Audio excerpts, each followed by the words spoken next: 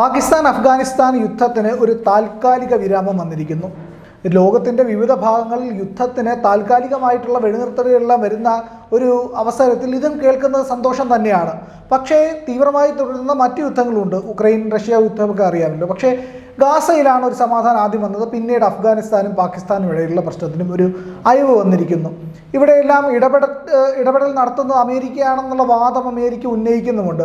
പക്ഷേ എന്തായാലും അഫ്ഗാനിസ്ഥാനും പാകിസ്ഥാനും തമ്മിലുണ്ടായ പ്രശ്നത്തിനൊരു താൽക്കാലിക പരിഹാരം എന്ന് തന്നെയാണ് ലോകത്തുള്ള എല്ലാ മാധ്യമങ്ങളും വിദഗ്ധരും പറയുന്നത്. എന്തുകൊണ്ടാണ് താൽക്കാലിക പരിഹാരം? ഇത് വളരെ ദീർഘമായ ഒരു പ്രശ്നമാണ്. അഫ്ഗാനിസ്ഥാൻ്റെ വിദേശകാര്യമന്ത്രി ഇന്ത്യയിൽ വന്നപ്പോൾ കൃത്യമായിട്ട് ചില കാര്യങ്ങൾ പറഞ്ഞു വെച്ചിരുന്നു. വാക്കുകൾക്കിടയിലൊന്നും വായിക്കേണ്ട, നേരിട്ട് തന്നെ കാര്യങ്ങൾ മനസ്സിലാക്കാൻ കഴിയുന്ന വിധത്തിലാണ് മുത്തഖി കാര്യങ്ങളെല്ലാം തന്നെ വ്യക്തമാക്കിയത്. ഏറെ പ്രധാനപ്പെട്ട ഒരു കാര്യമെന്ന് പറയുന്നത് അഫ്ഗാനിസ്ഥാൻ്റെ മണ്ണ് തീവ്രവാദത്തിന് വേണ്ടി ഒരിക്കലും ഉപയോഗിക്കാൻ അനുവദിക്കില്ല എന്നുള്ളതാണ്.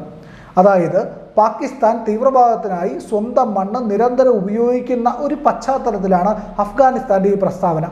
താലിബാൻ എന്ന് പറയുന്ന സംഘടന ഭീകരപ്രവർത്തനവുമായി ബന്ധപ്പെട്ടാണ് ലോകം മൊത്തം അറിയപ്പെട്ടിരുന്നത്. ഇപ്പോൾ അതൊരു ഭരണകൂടമായി മാറിയിരിക്കുന്നു. അപ്പോൾ ഭരണകൂടമാകുമ്പോൾ കൃത്യമായ ഉത്തരവാദിത്വങ്ങൾ ആ സംഘടനയ്ക്കുണ്ട്. ലോകത്തെവിടെയും ആക്രമണം നടത്താനോ ഇല്ലെങ്കിൽ ഇസ്ലാമിക ഭീകരവാദം പ്രചരിപ്പിക്കാനോ തങ്ങൾ ആളല്ല എന്ന അഫ്ഗാനിസ്ഥാനിലെ താലിബാൻ അടിയുറച്ചു നിൽക്കുന്നു. അവിടെയാണ് പാകിസ്ഥാന് ഒരു കൊട്ട് കിട്ടുന്നത്. തങ്ങൾ ഒരേ രീതിയിലുള്ള ആൾക്കാരാണെന്നും നമുക്കൊരേ രാഷ്ട്രീയമാണെന്നും ഒരേ താല്പര്യമാണെന്നുമെല്ലാം അഫ്ഗാനിസ്ഥാൻ ഒപ്പം ചേർന്ന് നിൽക്കാൻ പാകിസ്ഥാൻ പലതവണ പറഞ്ഞു നോക്കി. പക്ഷേ ഇവയൊന്നും തന്നെ അങ്ങോട്ട് ഏറ്റില്ല എന്നുള്ളതാണ്. എന്തുകൊണ്ടാണ് ഇവ ഏൽക്കാത്തത് എന്ന് പറഞ്ഞാൽ പാകിസ്ഥാനും അഫ്ഗാനിസ്ഥാനും തമ്മിൽ ചരിത്രപരമായിട്ടും വംശീയമായിട്ടും വളരെ വലിയ വ്യത്യാസങ്ങളുണ്ട്. പാകിസ്ഥാനികൾക്ക് ഇന്ത്യയുമായിട്ട് ചേർന്ന് നിൽക്കുന്ന ഒരു സംസ്കാരമാണുള്ളതെങ്കിൽ അഫ്ഗാനികൾക്ക് അത്തരത്തിലല്ല. അഫ്ഗാനികളുടെ സംസ്കാരവും ചരിത്രവും രാഷ്ട്രീയവും എല്ലാം തന്നെ വളരെ വ്യത്യാസപ്പെട്ടിരിക്കുന്ന ഒന്നാണ്. അതിൽ കൃത്യമായിട്ട് പലതരത്തിലുള്ള സംസ്കാരത്തിൻ്റെ സങ്കലനം നടന്നിട്ടുണ്ട്. അഫ്ഗാനിസ്ഥാനിൽ അവർ തുടർന്നു വന്ന പാരമ്പര്യം പാകിസ്ഥാൻ്റെ രീതിയിലുള്ളതല്ല. പാകിസ്ഥാൻ ഏതാണ്ട് ഇന്ത്യയുമായി ചേർന്ന് കിടക്കുന്ന സംസ്കാരം തന്നെയാണുള്ളത്.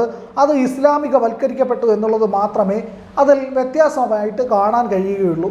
ഇപ്പോൾ എന്തുകൊണ്ടാണ് പാകിസ്ഥാൻ അഫ്ഗാനിസ്ഥാനോട് അടിക്കാൻ നിൽക്കുന്നത് എന്ന് പറഞ്ഞാൽ പാകിസ്ഥാൻ ചൂണ്ടിക്കാണിക്കുന്ന ചില കാര്യങ്ങളുണ്ട്. ഖൈബർ പഷ്തൂണിസ്ഥാൻ മേഖലയിലടക്കം ഈ പറയുന്ന തീവ്രവാദം നടക്കുന്നുണ്ട്. തെഹ്രീക്ക് താലിബാൻ പാകിസ്ഥാൻ എന്ന് പറയുന്ന സംഘടന അത് IS-ൽ നിന്ന് പ്രചോദനം ഉൾക്കൊണ്ട് പ്രവർത്തിച്ചു കൊണ്ടിരിക്കുന്ന ഒരു സംഘടനയാണ്. ആ സംഘടനയ്ക്ക് പിന്തുണ നൽകുന്നത് താലിബാനാണ്, അഫ്ഗാനിസ്ഥാനാണ് എന്നൊരു ആരോപണം പാകിസ്ഥാൻ ഉന്നയിക്കുന്നുണ്ട്. എന്നാൽ അഫ്ഗാനിസ്ഥാൻ താലിബാന്റെ ഇപ്പോഴത്തെ ഭരണകൂടം പൂർണ്ണമായും നിഷേധിക്കുന്നു. ഞങ്ങൾക്ക് ഖൈബർ പഷ്തൂൺ മേഖലയിൽ യാതൊരു താല്പര്യങ്ങളുമില്ല. അവിടുത്തെ ജനങ്ങൾ സ്വതന്ത്രമായി നിൽക്കണമെന്ന് ആഗ്രഹിക്കുന്നുണ്ടെങ്കിൽ അത് അവരുടെ കാര്യമാണ്. അതുപോലെ തന്നെ ഗിൽജിറ്റ് ബാൽസിസ്ഥാൻ, പാക് ഒക്കുപ്പൈഡ് മേഖല, പാക് ഒക്കുപ്പൈഡ് കാശ്മീർ മേഖല തുടങ്ങിയവയിലൊന്നും തന്നെ താലിബാന് യാതൊരു പങ്കുമില്ല എന്നും അവിടെ നടക്കുന്ന പ്രശ്നങ്ങളിലൊന്നും ഇടപെടാറില്ലെന്നും അഫ്ഗാൻ താലിബാൻ കൃത്യമായിട്ട് വ്യക്തമാക്കുന്നുണ്ട്. ഇതുപോലെ തന്നെ പാകിസ്ഥാൻ ആരോപിക്കുന്ന മറ്റൊരു കാര്യം ബലൂചിസ്ഥാനിലെ പ്രശ്നങ്ങൾക്ക് കാരണം ഇന്ത്യയാണ്. ഇന്ത്യ മാത്രമല്ല, അഫ്ഗാനിസ്ഥാൻ വഴി ഇന്ത്യ അവിടേക്ക് ആയുധം ഒഴുക്കുന്നുണ്ട് എന്നും ഈ പറയുന്ന പാകിസ്ഥാൻ ആരോപിക്കുന്നു. നിരവധി മേഖലകൾ പാകിസ്ഥാനിൽ നിന്ന് വിട്ടുമാറി നിൽക്കാനുള്ള താല്പര്യം നിരന്തരമായി കാണിക്കുന്ന പശ്ചാത്തലത്തിലാണ് പാകിസ്ഥാൻ മറ്റ് രാജ്യങ്ങളോട് ഇത്തരത്തിലുള്ള ആരോപണം ഉന്നയിച്ച് പ്രശ്നങ്ങളെ കൂടുതൽ സങ്കീർണമാക്കുന്നത്. ഇന്ത്യ വ്യക്തമായിട്ടും ശക്തമായിട്ടും പറഞ്ഞിട്ടുണ്ട്, ബലൂച്ച് മേഖലയിൽ ഉണ്ടാകുന്ന ഏത് തരത്തിലുള്ള പ്രവർത്തനത്തിലും ഇന്ത്യക്ക് യാതൊരു പങ്കുമില്ല. കാരണം മറ്റൊരു രാജ്യത്തിൻ്റെ ആഭ്യന്തര കാര്യങ്ങളിൽ ഇടപെടുന്ന സ്വഭാവം ഇന്ത്യക്കില്ല. അത് എപ്പോഴൊക്കെയാണെങ്കിലും ഇന്ത്യ ആ നിലപാട് തന്നെയാണ് സ്വീകരിച്ചിട്ടുള്ളത്. ചരിത്രപരമായും പുരാണപരമായും ഒക്കെ തന്നെ ആ സ്വഭാവമേ ഇന്ത്യ കാണിച്ചിട്ടുള്ളൂ. ഒരിടത്തും അധിനിവേശം നടത്തുന്ന സ്വഭാവം ഇന്ത്യയുടെ സംസ്കാരത്തിലുള്ളതല്ല. അപ്പോൾ പാകിസ്ഥാൻ എന്തിനു വേണ്ടിയിട്ടാണ് ഇത്തരത്തിലുള്ള ആരോപണം ഉന്നയിക്കുന്നത്? പാകിസ്ഥാൻ്റെ ആഭ്യന്തര പ്രശ്നങ്ങളെ മറച്ചു വയ്ക്കുക എന്ന് പറയുന്ന ഏക ലക്ഷ്യം മാത്രമാണ്. എന്നാൽ അഫ്ഗാനിസ്ഥാനോടും താലിബാനോടും ഏറ്റുമുട്ടിയിട്ട് പാകിസ്ഥാൻ ഏതെങ്കിലും വിധത്തിൽ വിജയിക്കാൻ കഴിഞ്ഞിട്ടുണ്ടോ? ഒരിക്കലുമില്ല. എന്തുകൊണ്ടാണ്? അഫ്ഗാനിസ്ഥാനിലുള്ളത് താലിബാനികളാണ്. താലിബാനികൾ വംശീയമായി തന്നെ പോരാളികളുടെ പരമ്പരയാണ്. അവർ ഉയർത്തുന്ന രാഷ്ട്രീയം എന്ന് പറയുന്നത് മരിച്ചിട്ടായാലും ഞങ്ങൾ മരിച്ചാലും ശരി തന്നെ ഞങ്ങളുടെ താല്പര്യങ്ങൾ, ഞങ്ങളുടെ സംഘടനയുടെ രാഷ്ട്രത്തിൻ്റെ താല്പര്യങ്ങൾ നിലനിർത്തും, അത് സംരക്ഷിക്കും എന്നുള്ളതാണ് നിലപാട്. പക്ഷേ ശമ്പളം പോലും നേരെ കിട്ടാത്ത പാകിസ്ഥാൻ്റെ റേഞ്ചേഴ്സിനും സൈന്യത്തിനുമൊക്കെ തന്നെ എന്ത് ചെയ്യാൻ കഴിയും? ഈ നിലപാടെടുക്കാൻ കഴിയുമോ? കഴിയില്ല എന്നുള്ളത് കൊണ്ട് തന്നെയാണ് അഫ്ഗാനിസ്ഥാനോട് ഏറ്റുമുട്ടി ഈ പാകിസ്ഥാൻ സൈനികർ പരാജയപ്പെടുന്നത്. ആദ്യഘട്ടത്തിലുണ്ടായ യുദ്ധത്തിൽ 60-ലേറെ പേരാണ് കൊല്ലപ്പെട്ടത്.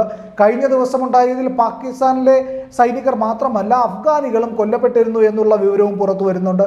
എന്തായാലും വെടിനിർത്തലിന് അഫ്ഗാനിസ്ഥാൻ ആവശ്യപ്പെട്ടു എന്നാണ് പാകിസ്ഥാൻ പറയുന്നത്. പക്ഷേ അഫ്ഗാനിസ്ഥാൻ ഈ പറയുന്ന ആവശ്യങ്ങളും ആരോപണങ്ങളും എല്ലാം തന്നെ നിഷേധിക്കുന്നുണ്ട്. അഫ്ഗാൻ അല്ലെങ്കിൽ താലിബാൻ ഒരു കാരണവശാലും പാകിസ്ഥാനോട് വെടിനിർത്തൽ പ്രഖ്യാപിക്കണമെന്ന് ആവശ്യപ്പെട്ടിട്ടില്ല എന്നുള്ളതാണ് പുറത്തു വരുന്ന വാർത്ത. അപ്പോൾ ഏകപക്ഷീയമായി പാകിസ്ഥാൻ വെടിനിർത്തൽ പ്രഖ്യാപിക്കുകയായിരുന്നു എന്ന് വേണം മനസ്സിലാക്കാൻ.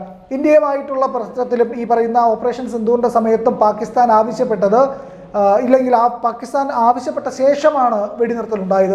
എന്നാൽ പാകിസ്ഥാൻ പറഞ്ഞത് അങ്ങനെയല്ല, അമേരിക്ക ഇടപെട്ടിട്ടാണ്, ഇല്ലെങ്കിൽ ആദ്യഘട്ടത്തിലൊക്കെ പറഞ്ഞത് മ്യൂച്വലായിട്ട് രണ്ടുപേരും ഒരേപോലെ സംസാരിച്ചതിൻ്റെ അടിസ്ഥാനത്തിലാണെന്നാണ്. പക്ഷേ ഇപ്പോൾ അമേരിക്ക ഇടപെട്ടിട്ടാണ് എന്നൊക്കെയാണ് ഷഹബാസ് ഷെരീഫ് ഉൾപ്പെടെയുള്ളവർ പറയുന്നത്. അതുകൊണ്ട് തന്നെ പാകിസ്ഥാൻ ഈ പറയുന്ന കാര്യങ്ങൾക്കൊന്നും യാതൊരു അടിസ്ഥാനവുമില്ല എന്നുള്ളത് തന്നെയാണ് ഇവിടെ വ്യക്തമായിട്ടുള്ള കാര്യം. ആ സമയത്ത് എന്തുകൊണ്ട് പാകിസ്ഥാൻ ഇപ്പോൾ ഈ പറയുന്ന ആരോപണം ഉന്നയിച്ചു എന്നുള്ളതെല്ലാം തന്നെ അവരുടെ ആഭ്യന്തര പ്രശ്നങ്ങൾ മറച്ചു വയ്ക്കാൻ വേണ്ടിയിട്ടാണ്. പാകിസ്ഥാൻ അധികം വൈകാതെ 3-4 കഷ്ണങ്ങളായി ഛിന്ന ഭിന്നമാകുമെന്നുള്ള കാര്യത്തിൽ സംശയമില്ല. കാരണം ആഭ്യന്തര യുദ്ധം അത്രയേറെ വർഷങ്ങളായി നിൽക്കുകയാണ്. അത് ബലൂച്ച് മേഖലയിൽ മാത്രമല്ല, ഈ പറയുന്ന ഖൈബർ പഖ്തൂൺ മേഖലയിൽ മാത്രമല്ല, ഗിൽജിത് ബാൾട്ടിസ്ഥാനും പാക് ഒക്കുപ്പൈഡ് കാശ്മീരിലും മാത്രമല്ല, സിന്ധിലും തുടങ്ങിയിരിക്കുന്നു എന്നൊരു വിവരം കൂടിയുണ്ട്. സിന്ധിൻ്റെ വിമോചന പോരാളികൾ ഇത്രയും കാലം എടുത്തിരുന്ന നിലപാടിൽ നിന്ന് മാറി ബലൂചിസ്ഥാൻ ലിബറേഷൻ ആർമിക്ക് സമാനമായി ഒരു സ്വാതന്ത്ര്യ പോരാട്ടത്തിലേക്ക് നീങ്ങാൻ ആലോചിക്കുന്നു. അവർ ആർമഡ് റിബലിയൻ നടത്താൻ തീരുമാനിക്കുന്നു എന്നുള്ള നിലയ്ക്ക് കാര്യങ്ങൾ മാറുന്നുണ്ട്. അതായത് പാകിസ്ഥാൻ എന്ന് പറയുന്ന രാജ്യം വെറും പഞ്ചാബ് പാകിസ്ഥാൻ മാത്രമായി ചുരുങ്ങാൻ പോകുന്നു. അധികം വൈകില്ല, ഏതാണ്ട് 1 മാസത്തിനുള്ളിൽ തന്നെയാണ് രാജ്നാഥ് സിംഗ്, അതായത് നമ്മുടെ പ്രതിരോധ മന്ത്രി പറഞ്ഞത്, നമുക്ക് ഒരു സൈനിക നടപടിയുടെ ആവശ്യം വേണ്ടി വരില്ല. പാക് ഒക്കുപ്പൈഡ് കാശ്മീർ ഇന്ത്യയിലേക്ക് തനിയെ തന്നെ ലയിച്ചുകൊള്ളും. അതിനുള്ള കാര്യങ്ങളാണ് അവിടെ നടന്നുകൊണ്ടിരിക്കുന്നത് എന്നാണ്. അധികം വൈകാതെ തന്നെ ഈ കാര്യങ്ങൾ ലോകത്തിന് ബോധ്യമാകാനും പോവുകയാണ്. പാകിസ്ഥാനിനുള്ളിൽ വലിയ രൂക്ഷമായ തമ്മിലടി നടക്കുന്നു. അതുമാത്രമല്ലെങ്കിലും ചുറ്റുമുള്ള ഒരു രാജ്യവുമായും പാകിസ്ഥാൻ നല്ല ബന്ധമില്ല എന്നുള്ളതാണ്. നിരന്തരമായി ഈ പറയുന്ന അതിർത്തി പ്രശ്നങ്ങളുമായിട്ട് ബന്ധപ്പെട്ട് ഇറാന് ഒട്ടും കണ്ടുകൂടാത്ത രാജ്യമാണ്. കാരണം തീവ്രവാദ പ്രവർത്തനങ്ങൾ ഇറാൻ്റെയും തലവേദന സൃഷ്ടിക്കുന്ന ഒരു കാര്യമാണ്. അതുകൊണ്ട് തന്നെ ഇറാൻ സ്വന്തം മണ്ണിൽ തീവ്രവാദ പ്രവർത്തനത്തിനെ വെച്ച് ഉറപ്പിക്കാറില്ല. മറ്റു പലയിടത്തും ഇപ്പോൾ ഹിസ്ബുള്ളയായാലും ശരി തന്നെ, ഹൂത്തികളായാലും ഹമാസിനെയൊക്കെ വളം വെച്ച് കൊടുക്കുമെങ്കിലും സ്വന്തം മണ്ണിൽ തീവ്രവാദത്തെ വളരെ സമ്മതിക്കാത്ത രാജ്യമാണ് ഇറാൻ എന്നുള്ളതാണ്. അപ്പോൾ എന്തായാലും പാകിസ്ഥാൻ ഇത്തരത്തിൽ ചുറ്റുമുള്ള രാജ്യങ്ങളിൽ നിന്നെല്ലാം ഒറ്റപ്പെട്ട് കഴിയേണ്ടി വരുന്ന സാഹചര്യത്തിലേക്ക് കാര്യങ്ങൾ പോകുന്നു. അധികകാലം ആയുസ്സുണ്ടാകില്ല പാകിസ്ഥാൻ എന്ന് ഇന്ന് കാണുന്ന രാജ്യത്തിന് എന്നുള്ളത് കൂടി അഫ്ഗാനിസ്ഥാൻ യുദ്ധത്തിൻ്റെ വെടിനിർത്തലിൻ്റെ പശ്ചാത്തലത്തിൽ നമുക്ക് മനസ്സിലാക്കാൻ കഴിയുന്ന കാര്യമാണ്.